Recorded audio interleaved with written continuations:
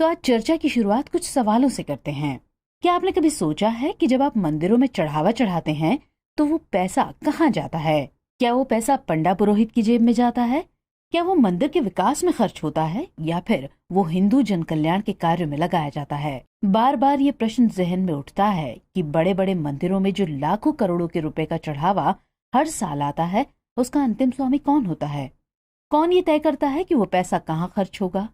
तो जवाब सुनकर आप चौंक जाएंगे, क्योंकि उस पैसे का स्वामी अंततः सरकार होती है। सरकार न सिर्फ मंदिरों के धन पर अपना नियंत्रण रखती है, बल्कि मंदिर के आचार विचार से लेकर पुरोहितों की भर्ती संबंधित कार्यों को भी अंजाम दे सकती है। लेकिन ये स्थिति हिंदू धर्म से इतर धर्म स्थलों को लेकर नहीं है। मसलन मस्जिद, चर्च, गुरुद्वारे आदि पर सरकारी नियंत्रण न के बराबर है। तो फिर नियंत्रण का ये विधान सिर्फ हिंदू मंदिरों के लिए क्यों?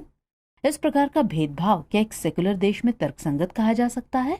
इसके अलावा सवाल ये भी उठता है कि आखिर कौन से ऐसे प्रावधान हैं जो सरकार को इस प्रकार के नियंत्रण का अधिकार देते हैं।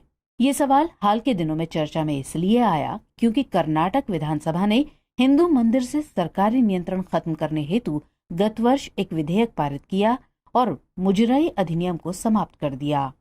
उसके बाद इसी प्रकार का विधेयक उत्तराखंड की सरकार भी चार धाम देवस्थानम कानून को निरस्त करने को लेकर आई।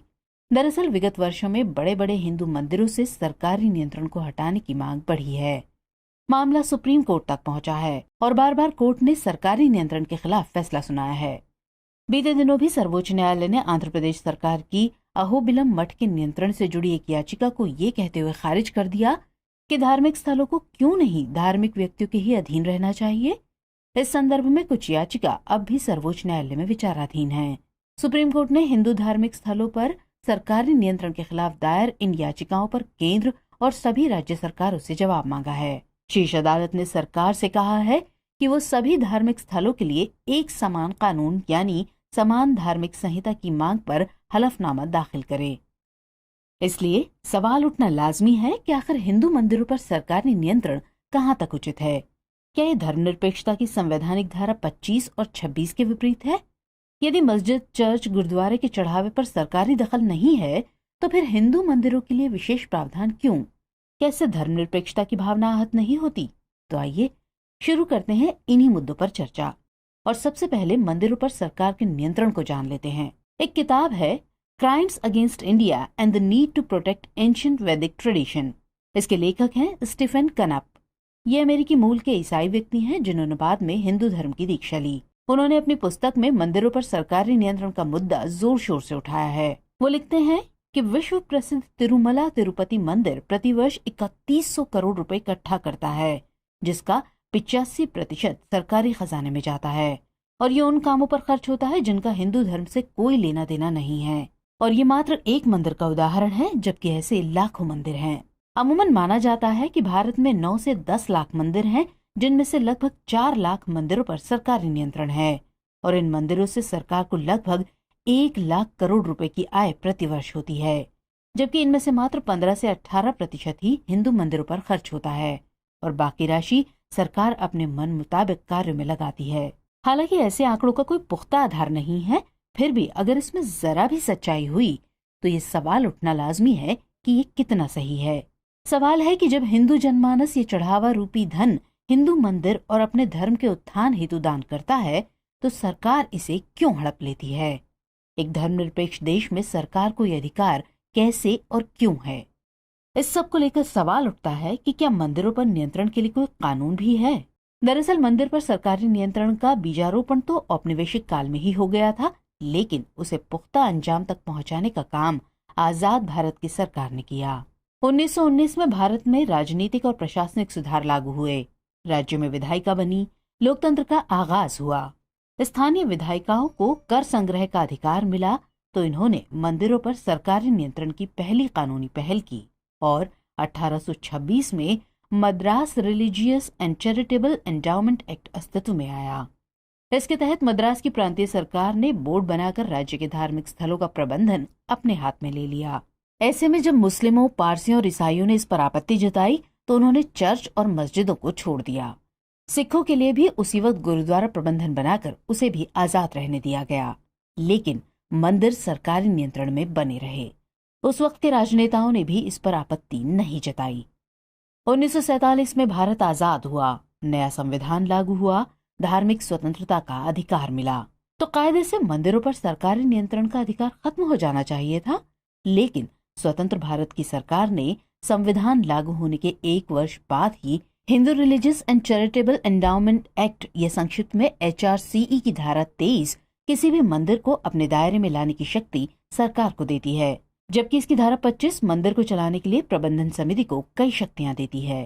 हिंदू संस्थान और धर्मार्थ बंदोबस्ती अधिनियम 1951 के तहत मस्जिद और चर्च को छोड़कर राज्य सरकारें कानून बनाकर मंदिरों पर अपना नियंत्रण स्थापित कर सकती हैं। वो कोई भी एडमिनिस्ट्रेटर नियुक्त कर सकती हैं जो मंदिर का मैनेजर या चेयरमैन होगा, जो किसी भी धर्म का हो सकता है। वो मंदिरों से धन ले सकती हैं और उसका इस्तेमाल किसी भी काम के लिए कर सकती हैं। वो मंदिरों की जमीनें बेच सकती हैं और उस धन का इस्तेमाल किसी अन्य काम के लिए किया जा सकता है। वो मंदिर की परंपराओं में हस्तक्षेप कर सकती हैं, और ये सब आगे चलकर हुआ भी है। संसद द्वारा पारित इस कानून ने राज्य सरकारों को मंदिरों पर नियंत्रण की वैधता प्रदान की। तमिलनाडु ने इस एक्ट का इस्तेमाल किया और अपना हिंदू दान धर्म एक्ट 1959 बनाया, जिसके सहारे राज्य के 35,000 मंदिरों पर नियंत्रण स्थापित कर लिया। इसी तरह केरल, आंध्र प्रदेश, पुदुचेरी, कर्नाटक, ओडिशा समेत 15 राज्य सरकारों ने कानून बनाकर 4 लाख हिंदू मंदिरों को अब तक हस्तगत कर लिया है। आज इन मंदिरों का चढ़ावा राज्य सरकारों की आय का बहुत बड़ा हिस्सा है, जबकि ऐसा कोई कानून मुस्लिम या ईसाई पूजा स्थल हेतु नहीं बना है। अब ऐसे में सवाल उठता है कि मंदिरों पर सरकारी नियंत्रण के पीछे आखिर तर्क क्या है? अब अगर सत्ता के नजरिए से देखें तो सरकार द्वारा मंदिरों के नियंत्रण के पीछे मूल तर्क ये है कि वो मंदिरों का समुचित रखरखाव और उसके उचित प्रबंधन को बेहतर तरीके से कर सकती है। सरकार ये भी सुनिश्चित करना चाहती है कि चढ़ावे की राशि का सही निष्पादन हो, न कि उसे बंदर बांट में आपराधिक गतिविधियां की जाएं। दूसरी बात यह भी है कि हिंदू मंदिरों के निर्माण, संचालन और रखरखाव की कोई केंद्रीकृत या एकरूप व्यवस्था वैसी नहीं रही जैसी चर्च या मस्जिदों की रही है। आदि शंकराचार्य ने चारों पीठों के लिए नियम बनाए, अखाड़े कायम किए, लेकिन शीर्ष से लेकर निचले स्तर पर मंदिर का प्रबंधन कैसा हो, इसकी कोई निश्चित संहिता नहीं दी। वैसे प्रमुख हिंदू मंदिरों का संचालन आगम शास्त्रों के हिसाब से और संबंधित संप्रदाय की मान्यताओं के अनुसार होता रहा है, लेकिन विभिन्न समुदायों में मंदिर पर वर्चस्व को लेकर भीषण विवाद भी होता आया है। इसलिए समुचित प्रबंधन की अनियमितता ने मंदिरों पर सरकारी हस्तक्षेप को आमंत्रित किया। इसके अलावा तीसरी बात यह है कि कई मंदिर पुरातन सामाजिक विधानों का कठोरता से पालन करते हैं, जैसे दलितों और स्त्रियों के मंदिर में प्रवेश को लेकर। हमारे धार्मिक प्रबंधन मंदिर में महिलाओं को प्रवेश न देने के लिए सुप्रीम कोर्ट तक केस लड़ सकते हैं। ये आधुनिक मान्यता और लोक कल्याणकारी राज्य के विपरीत आचरण है। इसी वजह से भी सरकारी हस्तक्षेप अनिवार्य मालूम पड़ता है। इसके अलावा चौथी बात यह है कि मंदिर और श्रद्धालुओं के सुरक्षा की गारंटी का मुद्दा। भारत में अक्सर मंदिर में उमड़ी भीड़ के कारण हादसा होने की संभावना रहती है, जिसके लिए समुचित सुरक्षा इंतजाम की दरकार होती है। हम तकनीकों से लैस जरूर हैं, लेकिन ज्यादातर धार्मिक स्थलों पर भीड़ प्रबंधन जैसा ही है। भवन निर्माण के दर्जनों कायदे कानून भी हैं, लेकिन मंदिर तंत्र धार्मिक स्थलों पर न्यूनतम बुनियादी ढांचा भी सुनिश्चित नहीं कर पाता है। इस ओर स्वायत्त मंदिर संचालन समिति का ध्यान और सामर्थ्य बहुत कम होता है। अतः ऐसी स्थिति में सरकार ही है जो मंदिर समेत मंदिर परिसर और श्रद्धालुओं की सुरक्षा का जिम्मा बखूबी उठा सकती है। इन्हीं अर्थों में सरकारें मंदिरों पर अपने नियंत्रण को वैध करार देती हैं। यद्यपि इन तर्कों से हिंदू मंदिरों के प्रति सरकार की व्यापक प्रेम जनित चिंता का आभास होता है, तथापि ये प्रेम मिश्रित चिंता चर्च और मस्जिदों के लिए क्यों नहीं उमड़ती है, ये शोध का विषय है। चलिए अब इस व्यवस्था को संविधान के आलोक में भी देख लेते हैं। तो जहां तक सवाल है कि क्या मंदिरों पर सरकारी नियंत्रण धर्मनिरपेक्षता की संवैधानिक धाराओं के विपरीत है, तो निस्संदेह इसका जवाब होगा नहीं। अगर सवाल सरकार के अधिकार का है तो बेशक सरकार को स्थूल रूप से यह अधिकार है। जिस संविधान की दुहाई देकर इसका विरोध किया जाता है, उसी संविधान का अनुच्छेद 25(2) क और ख सरकार को यह अधिकार प्रदान करता है। भारतीय संविधान का अनुच्छेद 25 जहां अंतःकरण और धर्म को अबाध रूप से मानने और उसका प्रचार करने की आजादी देता है, वहीं उस पर निर्बंधन भी लगाता है। अनुच्छेद 25(2) का स्पष्ट निर्देशित करता है कि इस अनुच्छेद की कोई बात राज्य को कोई ऐसी विधि बनाने से निवारित नहीं करेगी जो धार्मिक आचरण से संबद्ध किसी आर्थिक, वित्तीय, राजनीतिक या अन्य लौकिक क्रियाकलाप का विनियमन करती है। इसके अलावा अनुच्छेद 25(2) ख तो सामाजिक कल्याण और सुधार के लिए हिंदुओं की धार्मिक संस्थाओं को हिंदुओं के सभी वर्गों के लिए खोलने की भी बात कहता है। तो कहने का मतलब ये है कि अनुच्छेद 25 और 26 की दुहाई देने वाले लोगों को ये समझना होगा कि ये अधिकार असीमित या आत्यंतिक नहीं है। एक तो वो लोक व्यवस्था, नैतिकता और स्वास्थ्य के अधीन रहते हुए दिए गए हैं। दूसरा, राज्य विधि बनाकर उसके आर्थिक, वित्तीय या राजनीतिक या अन्य लौकिक क्रियाकलाप को विनियमित कर सकता है। ऐसे क्रियाकलाप धार्मिक आचरण से संबद्ध हो सकते हैं, किंतु वो धर्म का मर्मभूत भाग नहीं होते। जैसे धार्मिक कर्मकांड करने का अधिकार और धार्मिक कार्यों का प्रबंध करने का अधिकार संरक्षित है, उसमें राज्य हस्तक्षेप नहीं करेगा, किंतु मंदिर के प्रबंध करने के अधिकार को नियंत्रित किया जा सकता है। इस मामले में एक वाद की बात करते हैं। बीर किशोर देव बनाम उड़ीसा राज्य के केस में सुप्रीम कोर्ट ने 1964 में जगन्नाथ मंदिर अधिनियम, जिसके द्वारा कुछ लौकिक क्रियाकलाप एक समिति को सौंपे गए थे, उसे विधि मान्य करार दिया। तीसरे, राज्य सामाजिक सुधार ला सकता है और सार्वजनिक हिंदू मंदिरों, मठों, आश्रमों को समाज के सभी अंगों के लिए खोल सकता है। इस मामले में सबरीमाला केस की बात करें तो इस मामले में हम देख सकते हैं जिसमें भगवान अयप्पा के दर्शन हेतु महिलाओं को अनुमति प्रदान की गई है। उपासना स्थलों का राज्य द्वारा अर्जन भी किया जा सकता है। ऐसे अर्जन से अनुच्छेद 25 या 26 का उल्लंघन नहीं होता है। एम इस्माइल फारूकी बनाम भारत संघ 1994 के एक मुकदमे में सर्वोच्च न्यायालय ने ये स्पष्ट किया है।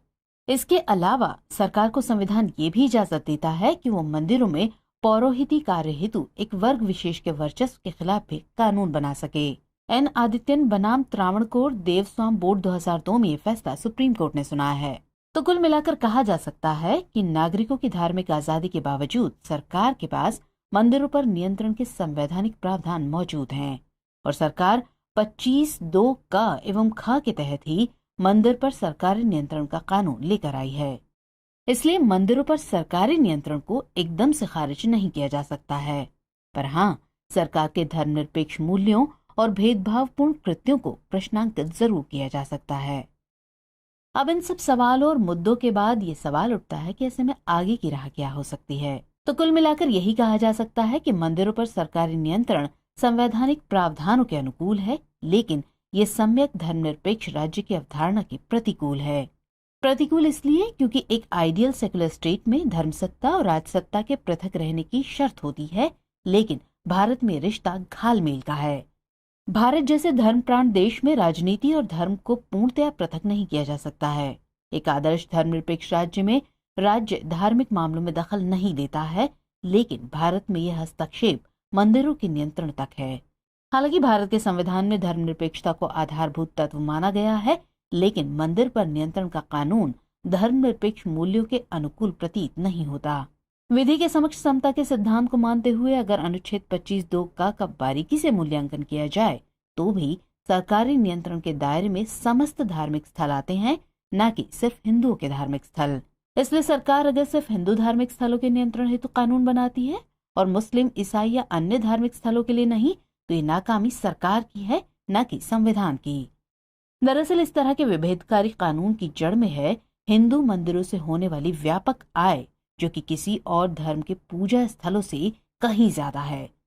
दूसरी बात है लोक कल्याणकारी राज्य की अवधारणा और अल्पसंख्यक हितों की रक्षा का दायित्व। इससे भी सरकार मुंह नहीं मोड़ सकती है। इसी कारण लोकतांत्रिक सरकारें बहुसंख्यकों पर जैसी कठोर लगाम लगाती हैं, वैसी अल्पसंख्यकों पर नहीं। इस संदर्भ में यही कहा जा सकता है कि नियंत्रण यदि रेगुलेट या मंदिर प्रबंधन को सुचारू ढंग से संचालित करने के लिए है, तब तो ये सही है, लेकिन मंशा अगर मंदिर से होने वाली आय को हड़पना है, तब ये निस्संदेह गलत है। ये भी सत्य है कि धार्मिक संस्थानों की अनियमितता या उसके स्वेच्छाचारी बर्ताव पर सरकारें केवल देखती भी नहीं रह सकती हैं। धार्मिक सामुदायिक सेवा के रूप में भारत को दुनिया में बिल्कुल अलग खड़ा कर देता है। भारत के सामाजिक आर्थिक ढांचे में धार्मिक केंद्र एक वास्तविक संपत्ति यानी टेंजिबल एसेट है, जो सामाजिक परिवेश में बने रहने के लिए संसाधन जुटाते हैं, लोगों को रोजगार देते हैं और अपनी गतिविधियां बढ़ाकर बड़ी अर्थव्यवस्था का सृजन भी करते हैं।